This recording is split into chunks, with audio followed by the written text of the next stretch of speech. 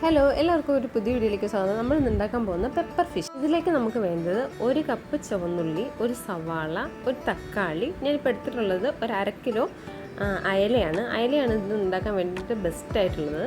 പിന്നെ 2 പച്ചമുളക്, ഒരു ചെറിയ കഷ്ണം ഇഞ്ചി, വലുതാണെങ്കിൽ ഒരു 4 പീസ് വെളുത്തുള്ളി, കറിവേപ്പില, പുളി, പിന്നെ ഒരു 1/4 കപ്പ് കുരുമുളക്. നമുക്കിനി ആദ്യം ചെയ്യേണ്ടത് ഈ കുരുമുളക് ഒന്ന് വേവിക്കണം. അതിനുവേണ്ടി ഈ ചെറിയൊരു പാത്രം ഞാൻ അടുപ്പത്ത് വെച്ച് അതിലേക്ക് ഈ കുരുമുളക് കൂടി ഇട്ട് കൊടുത്തു. എന്നിട്ട് കുറച്ച് വെള്ളം കൂടെ നമുക്ക് ഒഴിച്ചു കൊടുക്കാം. എന്നിട്ട് നന്നായിട്ട് വെന്ത് കഴിഞ്ഞ ശേഷം ഇതൊന്ന് അരച്ചെടുക്കുകയാണ് ചെയ്യേണ്ടത്.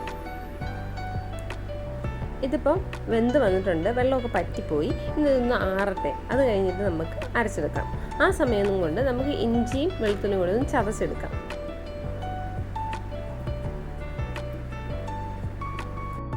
വേവിച്ച് വെച്ച് കുരുമുളക് നന്നായിട്ട് തണുത്തിട്ടുണ്ട്. നമുക്കൊന്ന് മിക്സിയുടെ ജാറിലിട്ടിട്ട് നന്നായിട്ട് അരച്ചെടുക്കാം. എന്നിട്ടിപ്പോൾ നന്നായിട്ട് അരച്ചെടുത്തിട്ടുണ്ട്. ഇപ്പോൾ എല്ലാ ഇൻഗ്രീഡിയൻസ് റെഡിയായി. നമുക്കിനി കറി വെക്കാൻ സ്റ്റാർട്ട് ചെയ്യാം. ഒരു മൺചട്ടി അടുപ്പത്ത് വെച്ച് അതിലേക്ക് ഒരു 2 ടേബിൾ സ്പൂൺ വെളിച്ചെണ്ണ ഒഴിക്കുക. അതിലേക്ക് നമുക്ക് ഫസ്റ്റ് തന്നെ ഉലുവ ഇടണം. ഉലുവ ഒരു 1 ടീസ്പൂൺ ഇടുക. ഉലുവ ഒന്ന് പൊട്ടി വരുമ്പോഴത്തേക്ക് നമുക്ക് അതിലേക്ക് ഇഞ്ചിയും വെളുത്തുള്ളിയും കൂടി ചതച്ചത് ഇട്ട് കൊടുക്കാം. ഇഞ്ചിയും വെളുത്തുള്ളി ഏകദേശം റെഡിയായി വരുമ്പോഴത്തേക്ക് നമുക്ക് സവാള അരിഞ്ഞത് ഇട്ട് കൊടുക്കാം. ഒരു സവാളയാണ് എടുത്തിട്ടുള്ളത്. അതൊന്ന് ചെറുതായിട്ട് വഴന്ന് വന്നു കഴിഞ്ഞിട്ടുണ്ടെങ്കിൽ നമുക്ക് അതിനകത്തേക്ക് പച്ചമുളക് ആഡ് ചെയ്ത് കൊടുക്കണം. ഇതൊരു 2 പച്ചമുളകാണ് എടുത്തിട്ടുള്ളത്.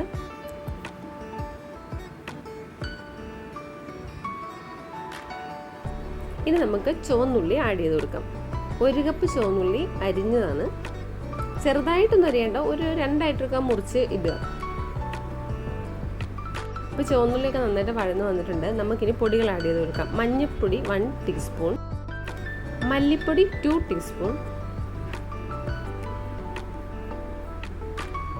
ഇനി അത് നന്നായിട്ട് ഇളക്കി കൊടുക്കുക. അത് നന്നായിട്ട് ഇളക്കി കൊടുത്ത ശേഷം നമ്മൾ റെഡിയാക്കി വെച്ചിട്ടുള്ള കുരുമുളക് അരച്ചതും കൂടി ഇട്ട് കൊടുക്കണം. ഇപ്പോൾ കുരുമുളക് അരച്ചതും കൂടി ഞാൻ ആഡ് ചെയ്ത് കൊടുക്കുകയാണ്. ഇതൊന്ന് നന്നായിട്ട് ഒന്ന് ഇളക്കി അതിൻ്റെ ആ ഒരു കുത്തു മണമൊക്കെ ഉണ്ട്, അതൊക്കെ ഒന്ന് മാറണം. അതുവരെ ഒന്ന് ജസ്റ്റ് ഒന്ന് ഇളക്കി കൊടുക്കുക. നന്നായിട്ട് ഇളക്കി കൊടുക്കുക. അത് കഴിഞ്ഞിട്ട് നമുക്ക് തക്കാളി ആഡ് ചെയ്ത് കൊടുക്കാം.